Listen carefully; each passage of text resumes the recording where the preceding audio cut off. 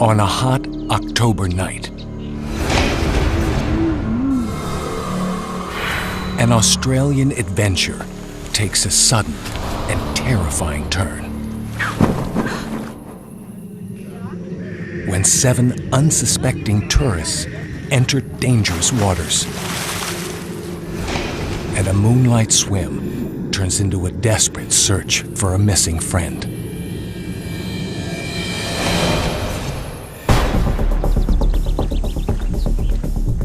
How could a holiday end so suddenly and so violently? What are the clues? Where will the answers be found? Solving this mystery requires 2 teams of behavioral and forensic experts. These seasoned detectives will reopen the scene and uncover evidence that will shed new light on the tragic incident. They will reveal who is the hunter and who is the hunted.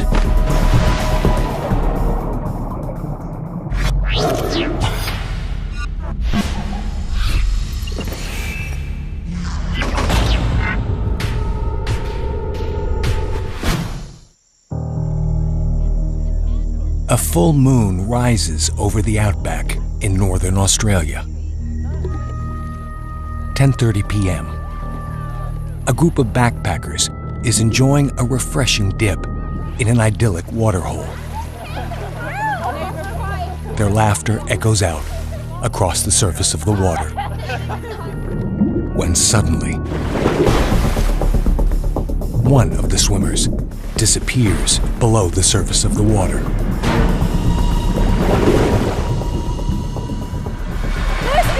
Get out! Get out! Go! Get out! Get out! Who or what is responsible? And will the missing friend ever be found? Where's Isabel? Some of the answers will emerge only months later in a Darwin courtroom.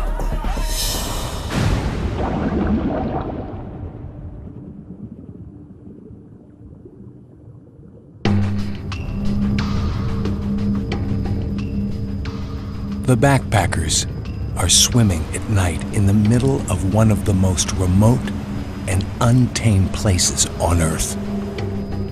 Kakadu National Park, a 5 million acre wilderness reserve on the northern tip of Australia.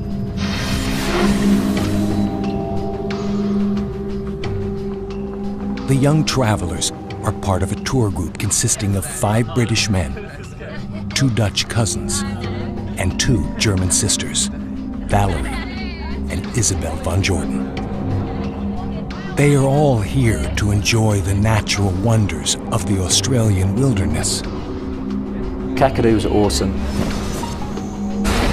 This place was just like a different planet almost, like just with the scenery was breathtaking. It was a place like no other.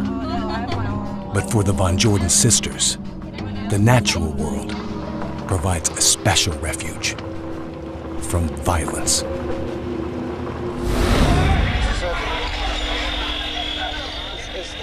Just 10 days earlier, they have had a narrow brush with death in Bali, Indonesia. It's huge, it's scary. A terrorist bomb rips through a Bali discotheque crowded with foreign backpackers.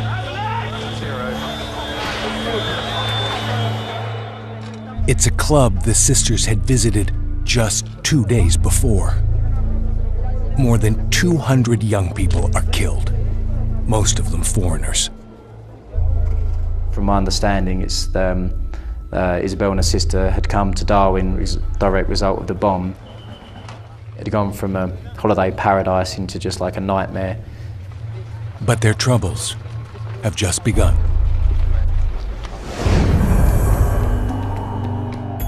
Once safely in Darwin, they start asking around about trips to Kakadu National Park and sign on with Gondwana Tours, a company that caters to backpackers. Leading the group is a 46-year-old Australian, named Glenn Robles. Something else. Rainy season. The tour guide seems eager to show the young people a good time.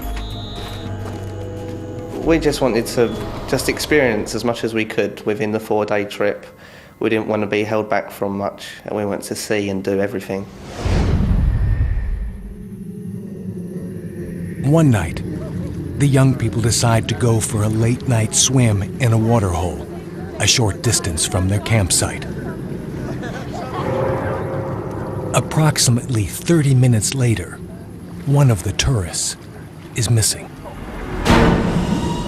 In one of the most baffling and disturbing incidents ever to strike the Australian outback.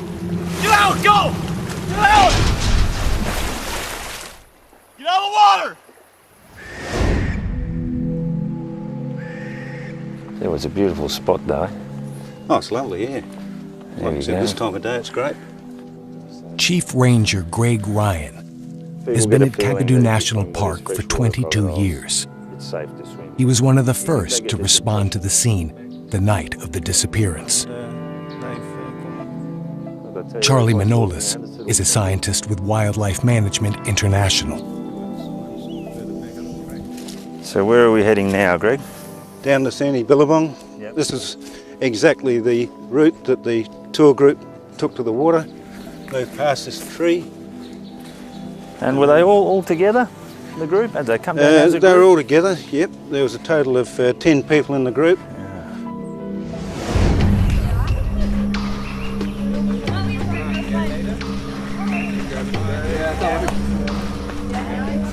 Two members of the group didn't enter the water.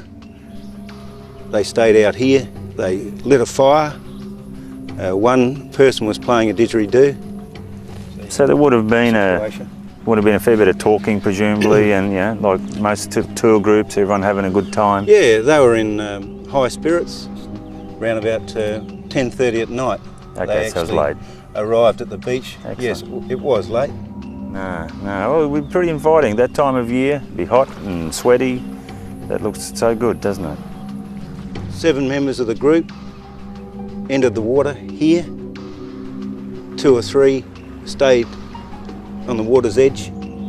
The other members of the group moved further out into the Billabong. Yeah.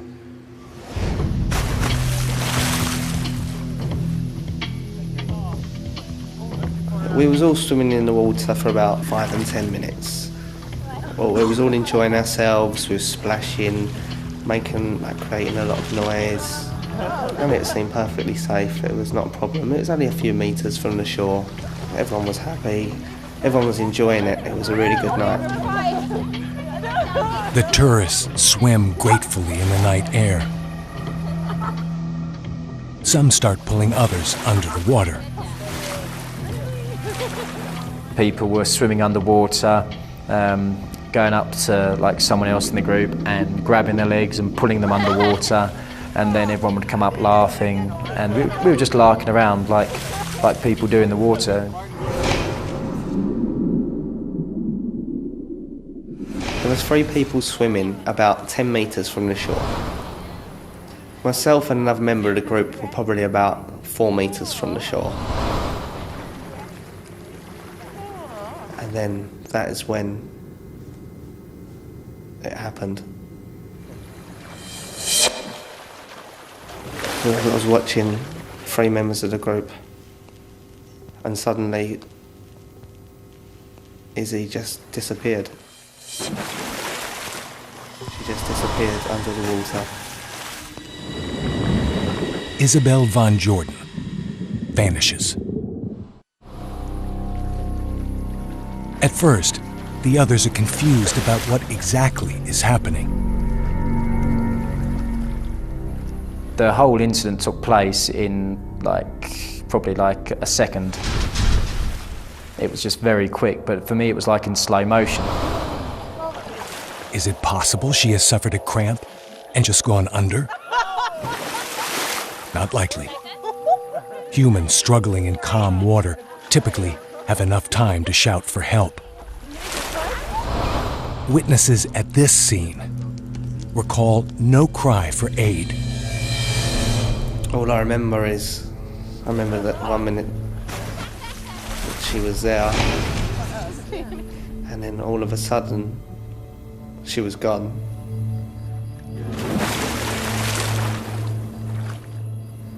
And there was like a sound of a deep thudding sort of splash, and yeah, she was gone. Some believe it is part of the game they were playing. I thought he was playing a joke.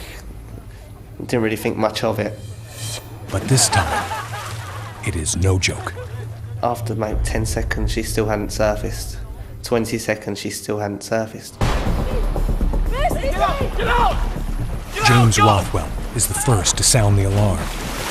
Come on, get out! I realised then what had happened. That's when I was like, everyone just needs to get out.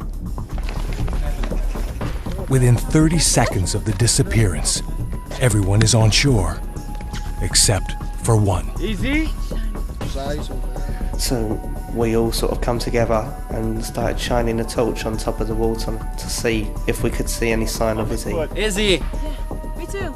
People were shouting her name, but Isabel. there was no sign of her. Izzy. What has happened to Isabel Van Jordan?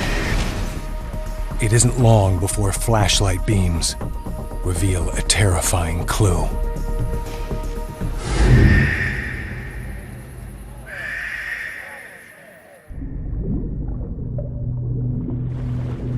When Isabel Van Jordan disappears below the water, the two swimmers closest to her have a chilling idea of what has happened. I remember feeling something hit my leg, and it hit my leg hard. And then I came up and there was just me and Isabel's sister. And she looked at me and she's asked me, "Where's Izzy?" It was like a shiver down my spine, because then you suddenly realise what's happened. Once out of the water, they shine a light looking for their friend and spot something else. Something disturbing. The glowing red eyes of one of nature's most fearsome predators. Not long ago, crocodiles were scarce in Australia. But in the 1970s, the country passed laws protecting them. And today, there are an estimated 80,000 living in the Northern Territory. Kakadu National Park, where the backpackers were swimming, is famous for its crocodiles.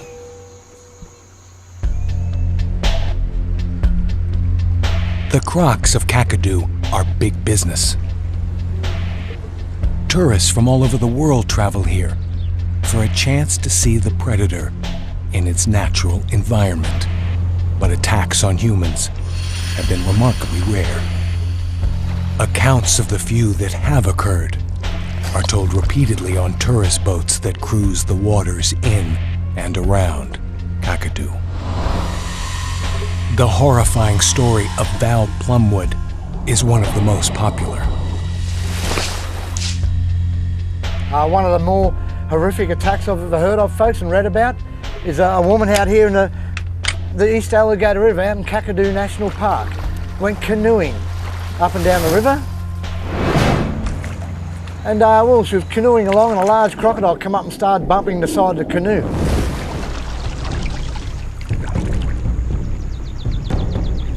Afraid that the crocodile will capsize the canoe, Plumwood decides to try something desperate. She stands up in the canoe and leaps for a tree branch. This is probably a mistake. Crocodiles are excellent jumpers. They use their powerful tails to thrust themselves out of the water. Some can leap the entire length of their bodies. They do this for one purpose: to capture food.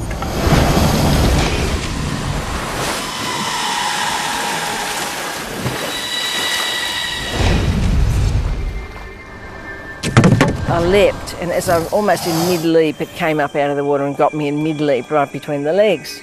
My initial feeling was one of disbelief. You know, this couldn't be happening, it was a dream. It was just a flash. A flash of teeth and water that pulled me down under the water and spun me around in this to be a death roll. It pushes the water into your lungs. I really felt like I was being drowned. The death roll is a crocodilian signature killing technique. It's used to confuse prey, to neutralize resistance, and to aid in the croc's ultimate goal, to drown the victim. The animal that grips Val Plumwood in its jaws quickly spins her into two separate death rolls. But suddenly, they stop. Crocodiles are capable of rapid bursts of energy, but the huge predators have one weakness. They tire quickly. Lactic acid, the chemical that causes cramps in human muscles, floods a crocodilian's bloodstream following a power surge. Muscles freeze, forcing the giant reptiles to rest while oxygen returns to their system. This respite allows Plumwood to get away, but only for a moment. And I pulled myself awake, and it came and got me again round the thigh.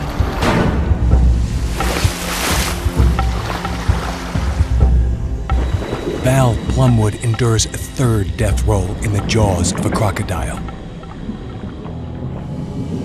But suddenly, the croc tires again and must rest. Plumwood has one more chance to escape. Instinctively, without thinking, I realised I could climb the mud bank by jamming my fingers in the mud and scrabbling with my feet. And I did that, and I got to the top and stood up. I couldn't believe it. I thought I was virtually certain to die. Val Plumwood's severe leg injuries keep her in the hospital for weeks. Her story is proof that in certain rare cases, an attack is not always a death sentence. But why couldn't the crocodile complete its kill? Plumwood had two things in her favor. One of them was the size of the crocodile. The crocodile that attacked her was estimated to be 9 feet long, half the size of a fully grown male.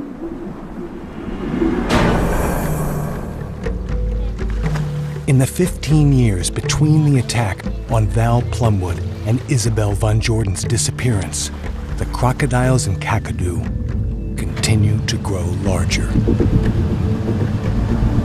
And then there is the scene of the attack itself. Plumwood's life was spared in part by the shallowness of the water. The water wasn't deep enough for it to hold me under. So if the water had been even a foot deeper, I think it would have been able to drown me. For those reviewing the Van Jordan incident, the depth of the water is a key consideration. Let's go and have a look where it happened, mate. Righto, I'm cutting. Okay, cut your motor. Okay, well let's just see exactly how deep this is here, mate. My guess is that it falls off very, very rapidly from the side there.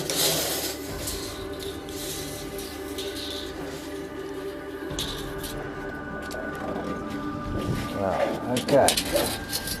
We're on bottom there. Okay, we're about 5.5 metres here, but this must just go straight off. Yep. And without a doubt, he would have been able to cruise straight through there, unseen. They wouldn't have even known that he was there. Water 20 feet deep, as it is in the Billabong, where the tourists were swimming, is ideal for big crocodiles. They submerge by expelling air from their lungs, shifting their internal organs and letting their weight take them down. Here, they move unseen and unheard by potential prey. By tucking their legs and whipping their tails, they can motor teeth first through the water at speeds approaching 9 miles per hour. The fastest human swimmer tops out at 5.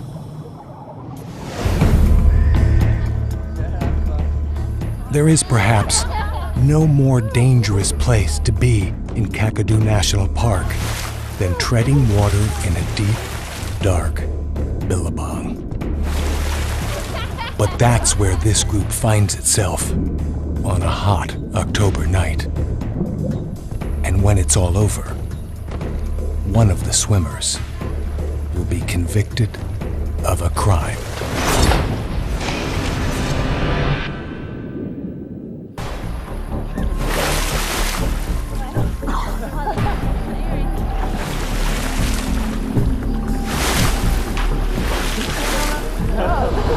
For me, a big attraction of Kakadu was the fact that I was going to see saltwater crocodiles. It was part of the selling point of the trip. People go to Kakadu, they want to see the crocodiles.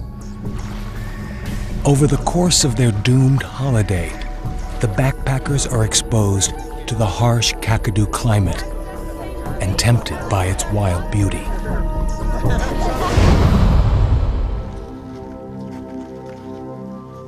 It is late October, the hottest days just before the rainy season.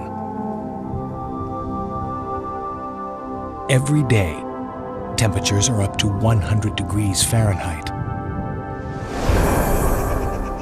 We've done a lot of walking, a lot of hiking, a lot of trekking through like the rough terrain, through the rocks, a lot of rock climbing up to the top of the waterfalls. We went in a couple of caves. Every day, the group ventures into something many in Crocodile Country would avoid. Yeah, the trip was 4 days and 3 nights, and we was basically swimming most days, sometimes twice a day, depending on what location we were at the time. So how is it possible that the young people would go swimming in a land swarming with saltwater crocodiles? Especially when there are warning signs all over the park. But a closer look reveals a clue. Different signs say different things. Some signs state flatly that crocodiles are in the water. These posters read, "Do not enter the water." But in a few locations, where crocodiles are monitored and removed by the park rangers, the warning signs say there is a possibility of crocs. Visitors can swim at their own risk.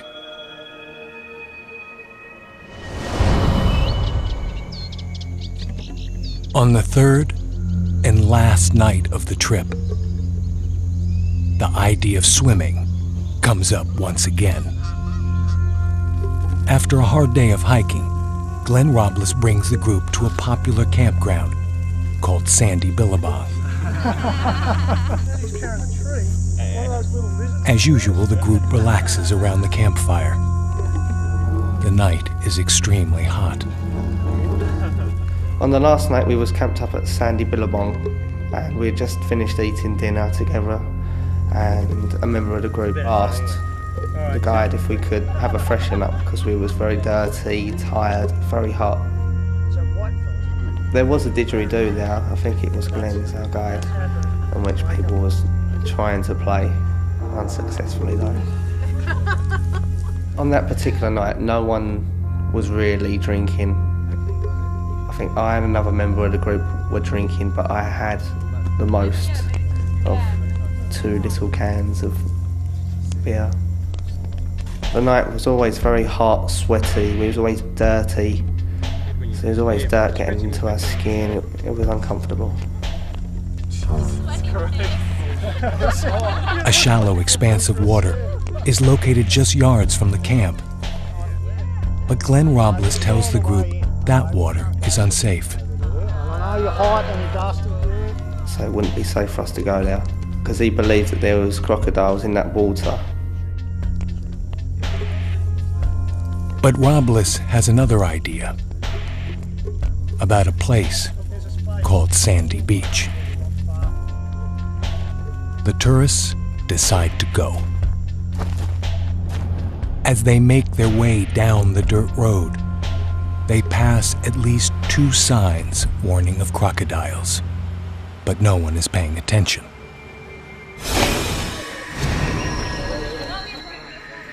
The setting there, it was very dark. It was very eerie.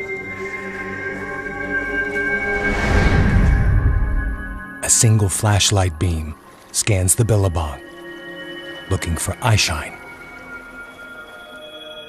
Eyeshine is a signal that a crocodile is in the water. Crocodilians have a special crystal layer at the back of their eye that acts like a mirror.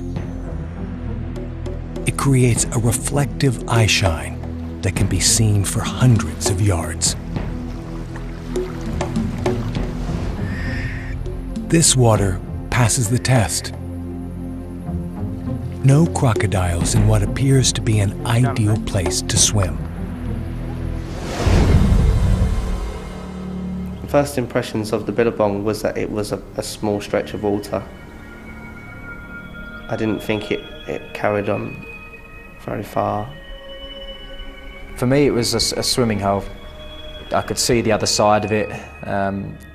It just looked like from what I remember, it was a small place. Billabong meant nothing to me. But had the young people known about billabongs, they may have reconsidered.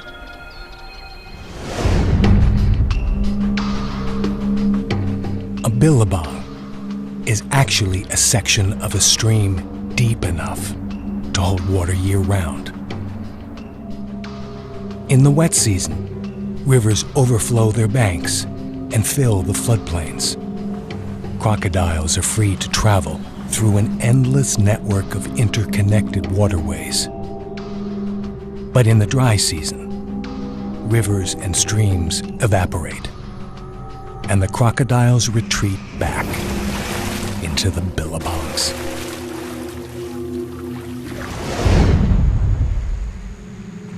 Sandy Billabong may have looked small that night, but just past the beach area, out of sight to the tourists, the waterway turns and opens up into nearly 2 miles of prime crocodile habitat.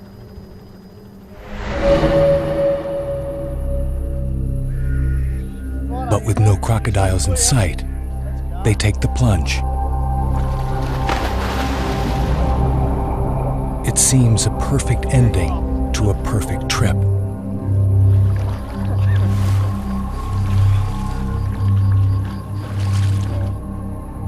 Things are going so well, Glenn Robles drives back to the campground to encourage another group to join the late-night swim.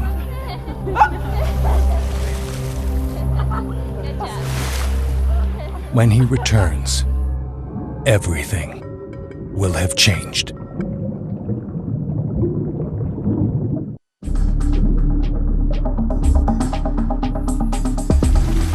Their tour guide gone, the 7 backpackers continue to play in the billabong. Meanwhile, something is closing in, unseen and unheard.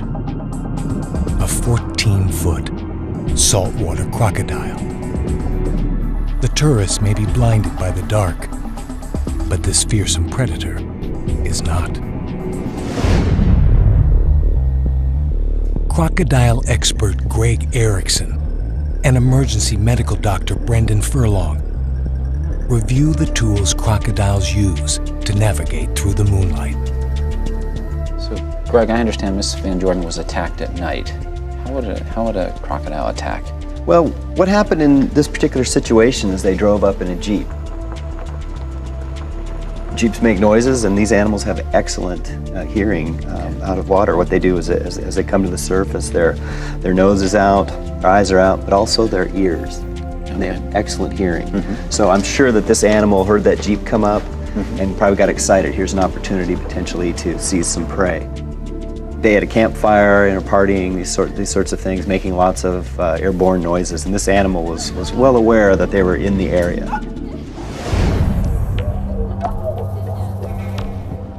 Once the group was in the water, there would have been another signal sent to the crocodile.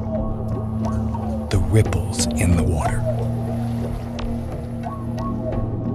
Crocodilians have a unique way of picking up these signals through small bumps on their snouts, known as dome pressure receptors.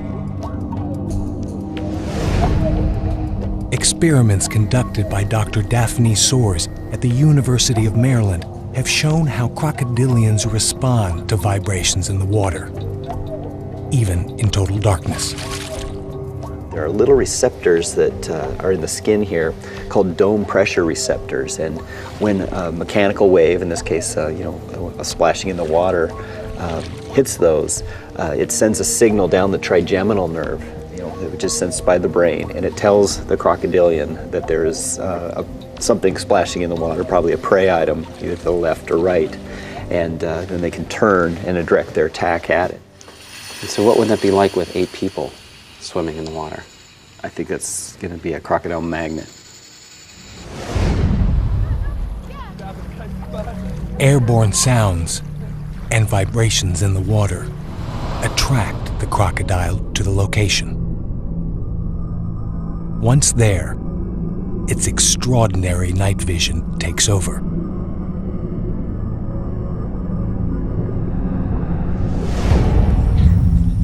Crocodile's eyes are set close together and oriented towards the front.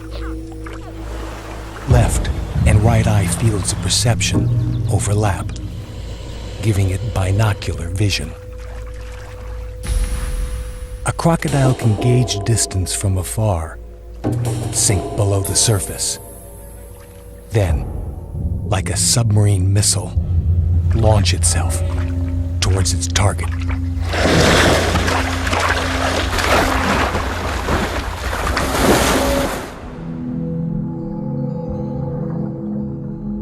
I didn't hear anything, didn't see anything. It just happened from below. Didn't see anything on the surface at all.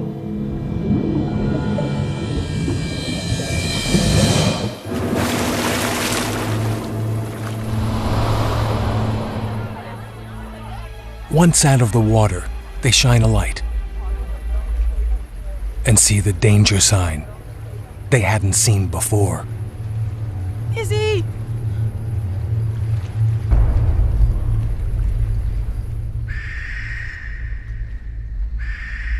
I believe this was a second crocodile who was in that space of water, and then everyone just realised just what sort of position we were in. One of the group runs off to find the guide. He then just started to scan the surface of the water looking for a croc, but then by then it was too late, he was gone. You could see that he was just going into a state of shock, but by that time there was nothing that could be done by anybody. But where has the crocodile taken her? And could she have survived?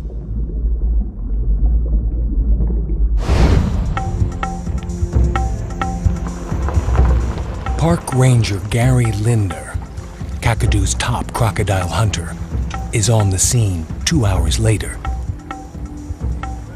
He sets off across the Billabong in pursuit of the crocodile and Isabel von Jordan.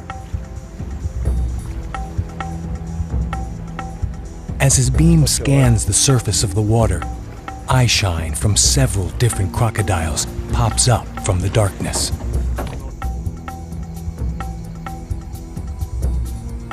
But these are younger crocodiles, unlikely to take a human.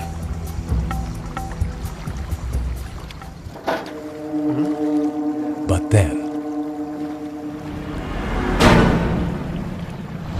we travelled for a little bit and then bang, up the eastern end, brilliant big eye shine, which was telling me this is something big. the boat drifted towards the eyes that lie waiting under a pandanus tree. And the croc was sitting there, and then just reality struck. I just saw a body in the crocodile's mouth, and it was held by the arm, and for me time stood still. I'd never seen anything like that before, and I'll never forget it.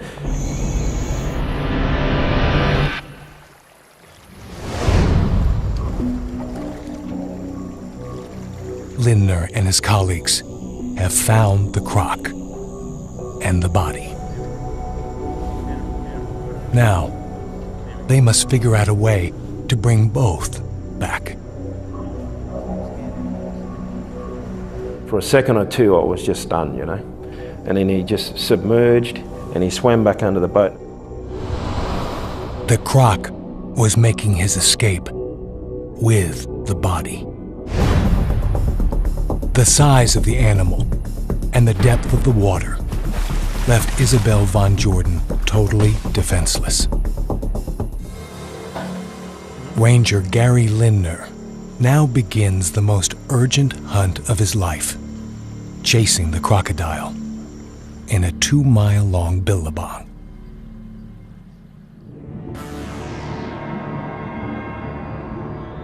A 14-foot saltwater crocodile has seized Isabel von Jordan, a 23-year-old German tourist, and disappeared with her under the water.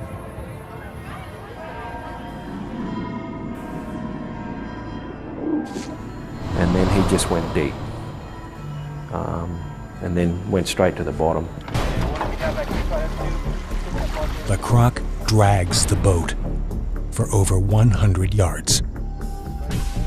Along the way, Lindner manages to get 2 more harpoons into the animal's back.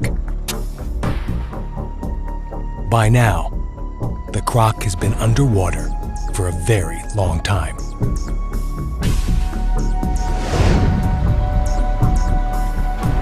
By the time the reptile starts to rise to the surface, 1 hour and 18 minutes have passed. His snout come up, and you could almost hear this whoosh, you know, this crocodile wanting to get air. And I always remember that.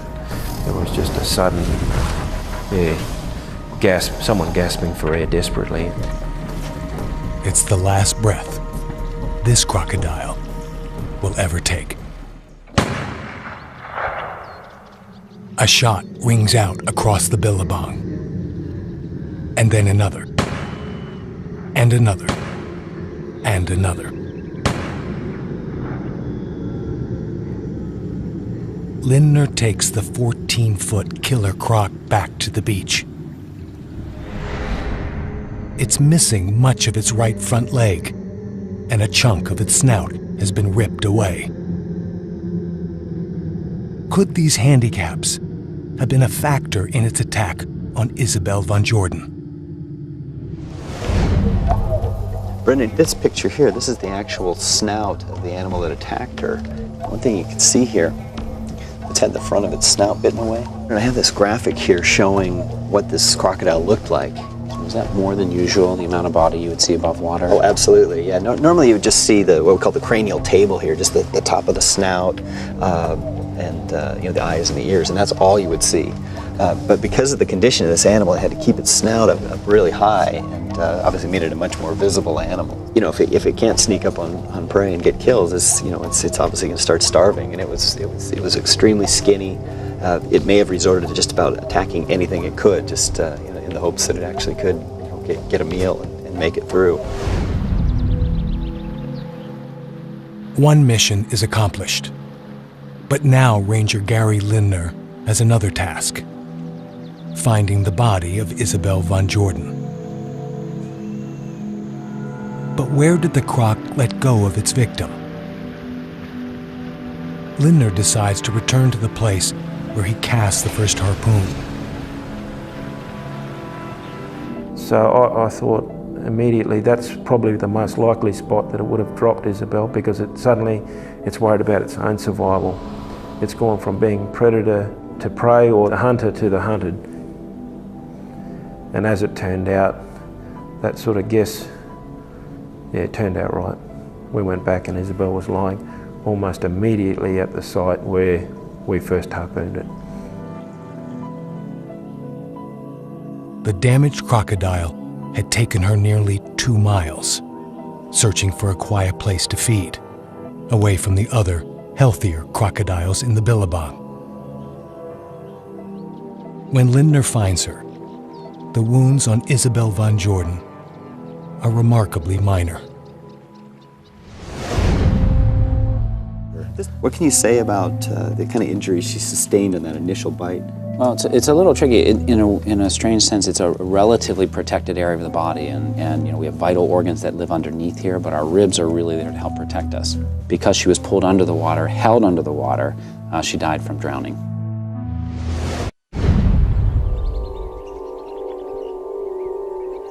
But who was really responsible for the death of Isabel von Jordan?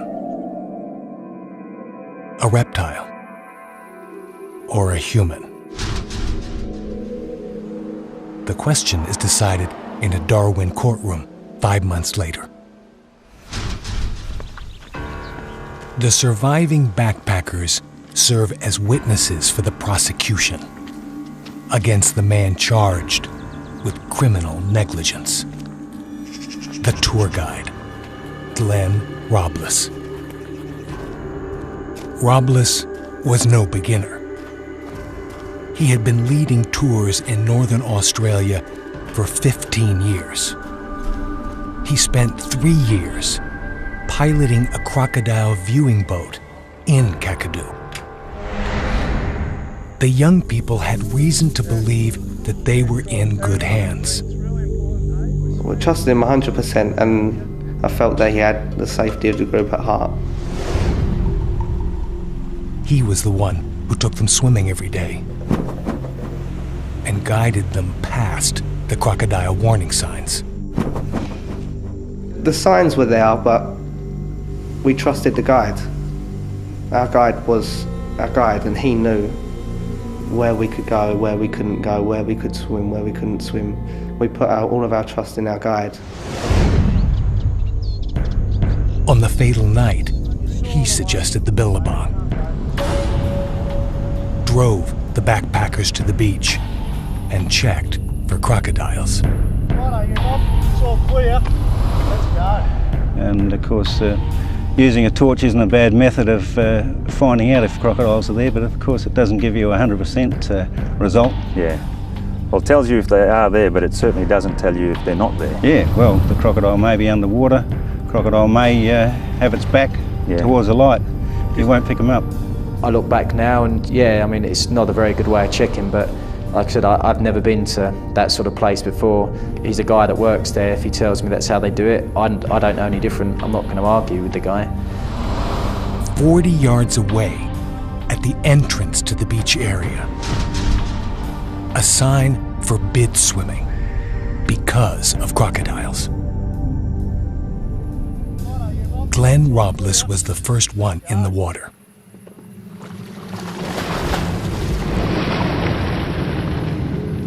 He made us feel at ease because he was the first person in. But he was so relaxed and so confident that the area was safe, and then we just followed by example. Robles wasn't even there when Isabel von Jordan was taken.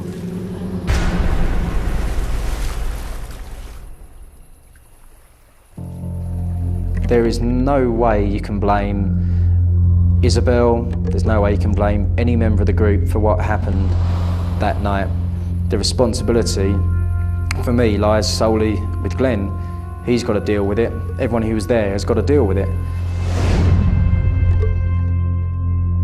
In the end, Robles pleads guilty to charges that his actions had caused her death. And he makes a stunning admission. He had known crocodiles frequented the billabong, but thought it was safe because he believed he had seen Aboriginal people swimming there years before.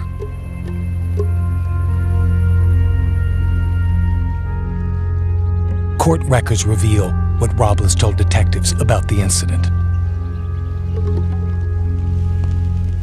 I don't know why. There just simply wasn't any reason why.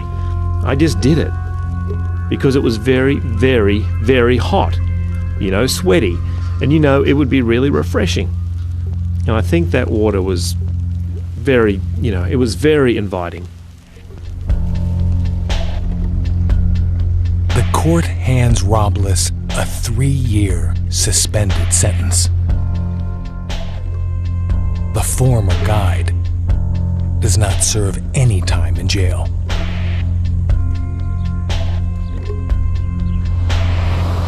We may venture into the wilderness and entrust our lives to those who claim to understand the risks.